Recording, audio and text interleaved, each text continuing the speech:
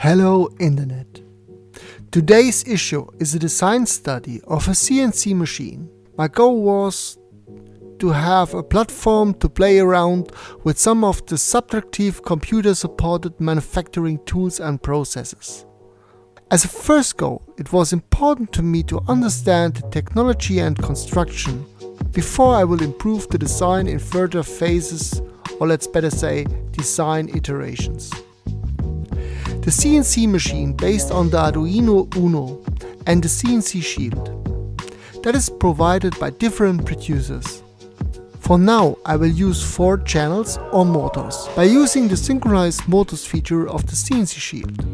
If we follow the small task list that I provided in the video, we first have to connect the CNC Shield and the Arduino, because the sensitive contact pins should not longer be exposed. If needed, the jumpers for the microstepping can be set, in my case with the Nema 17 motors. In combination with the heavy construction, I have to use microstepping. With most current stepper motors, one step corresponds to a rotation angle of 1.8 degrees. A complete rotation of the axis, which is 360 degrees, is divided into 200 steps. In microstepping, each single full step is subdivided into several microsteps, in my case 8 substeps.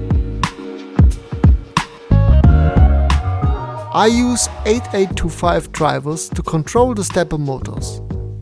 Here I have already placed 3 of the drivers and now install the last one. Please check the pin assignment and follow the description of the manufacturer of your CNC Shield. Incorrect installation of the driver may result in the destruction of your electronic components.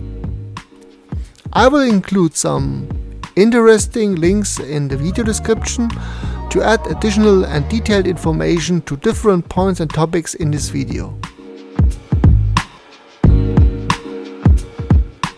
The power supply for the stepper motors has 24 volts and 6 ampere, and the 5 volt via USB is for the operation of the Arduino and the CNC Shield. In my case, I made the necessary settings for the synchronization of 2 stepper motors, here the Y-axis, and set the corresponding jumper on the CNC Shield. I'm currently using a 24 volt power supply. This is sufficient for my setup. Later, I will use an industrial power supply. This will allow me to try higher voltages and increase the speed of the axis. The cooling of the drivers should be considered. They get very hot during the operation and have to be cooled. Therefore, the heatsink should be glued with heat conducting paste and the ventilation should be installed. In my case, I took a 12 volt computer fan and connected it to the 12 volt power supply. Once the drivers are installed, the reference voltage for each driver can be set to limit the current for the stepper motors. For 8825 drivers, the formula for setting the reference voltage is rated motor current divided by 2.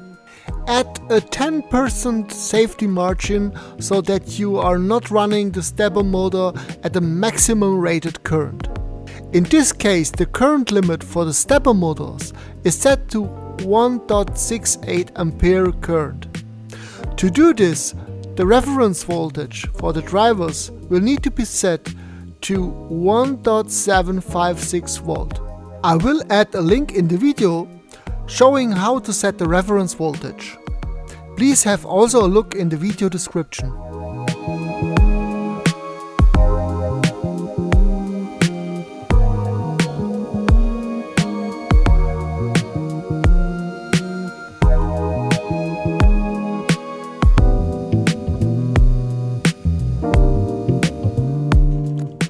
I designed the milling machine, especially the 3D printed parts with Fusion 360 from Autodesk.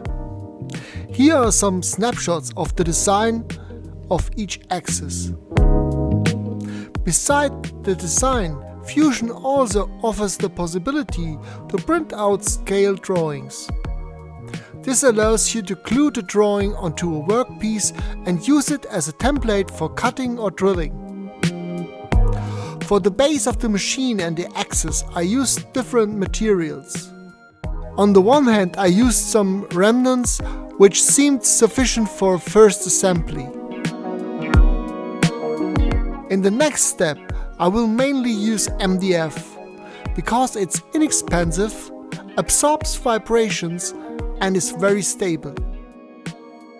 I decided to use inexpensive Chinese linear guides, ball rods and bearings, in combination with 4 Nema 17 motors. Here a short overview of the construction parts of the X, Y and Z axis.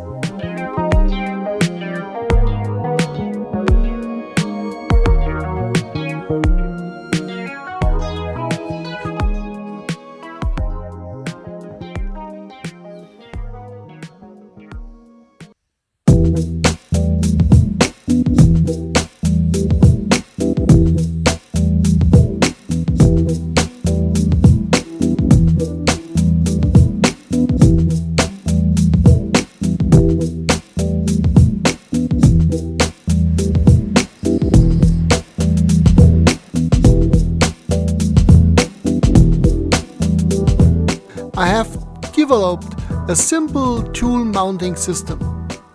Based on the Z-axis plate, I designed and 3D printed different tool holders.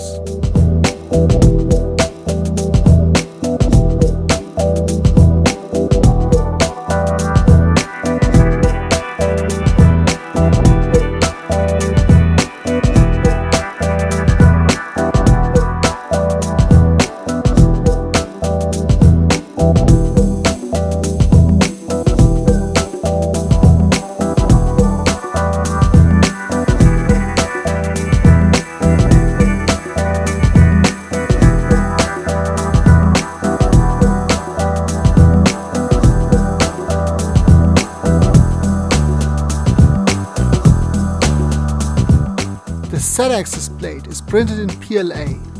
To have a strong connection between the tool holders and the Z-axis plate, I used threaded inserts and press spreading dowels in the Z-axis plate. Therefore I can use M6 screws to fasten the tool holders on the plate.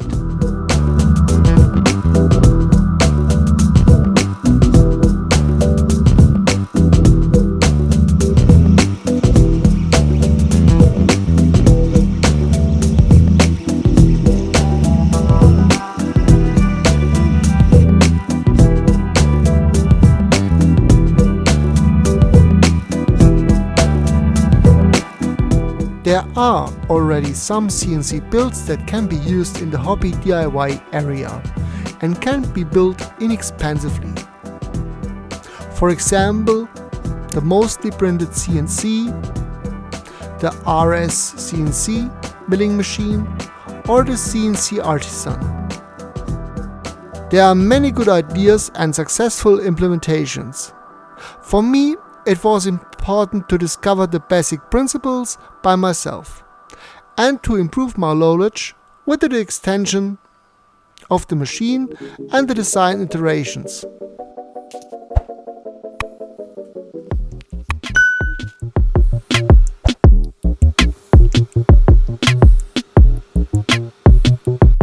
Using SLCAM, you can configure an Xbox controller for steering the CNC machine, like a hand wheel, which comes very handy during the setup of a routing job. You can see it in action here.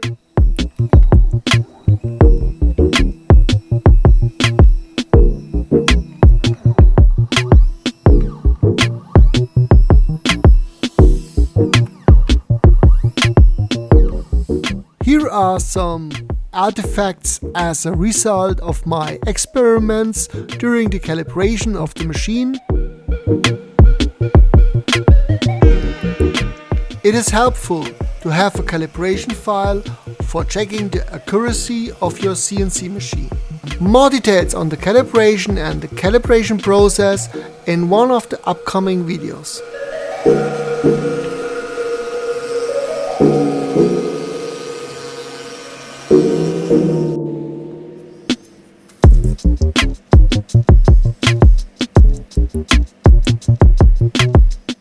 The Triskelion test model created from an SVG image and has been designed in Fusion 360.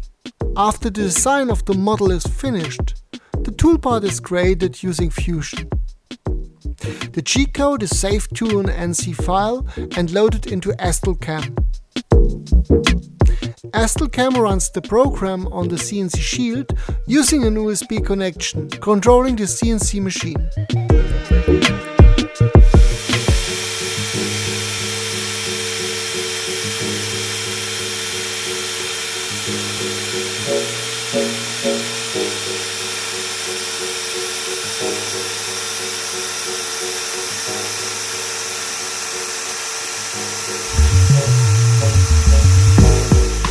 If you're interested in building your own CNC machine, have a look into Google, Thingiverse or Jaggy to find some more examples. So if you want to start directly with a DIY CNC machine, you can build such a machine with little effort. The investment costs, depending on the size and quality of the CNC machine, are about 300 to 700 euros for a beginner model, which should be more or less the same in US dollar. With these models you can mill softer materials like plastic, wood, including hardwood, and maybe aluminium. You can also install tools that require little power and robustness, such as track knives, 3D print heads, lasers, water jets, plasma cutters, all sorts of pens or painting tools, engraving tools and much more. I will also provide some links to the builds that I mentioned in the video description below.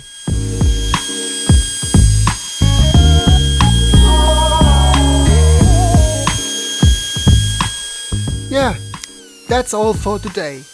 I would be happy if one or the other can benefit from my video. I wanted to show the basic steps and the first, and yes, by far not finished version of my setup. I will continue to experiment and gradually improve the machine and show this in my videos. I think many people are interested in this topic and like to share experiences. Due to the cheap components in the Arduino environment, the entry hurdle is much lower than in the past. Even with the unfinished and fast construction of my machine, one can already achieve first results, and this opens many new DIY possibilities. I would be pleased about constructive suggestions, and I'm always open to learn something new. Please let me know and use the comment section down below. If you liked the video, then I would be happy about a like or a subscribe. That's all for today, and have a good time.